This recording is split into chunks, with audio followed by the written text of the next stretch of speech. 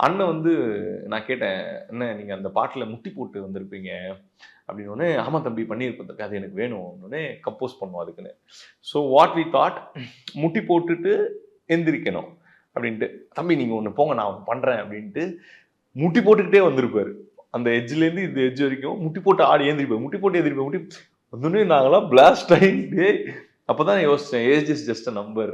எனர்ஜிக்கும் ஏஜுக்கும் சம்மந்தமே கிடையாதுன்னோனே, அது தியேட்டர்ல நீங்க பார்த்திருப்பீங்க. It was flashed. அது கிக்கு அதெல்லாம் வேற.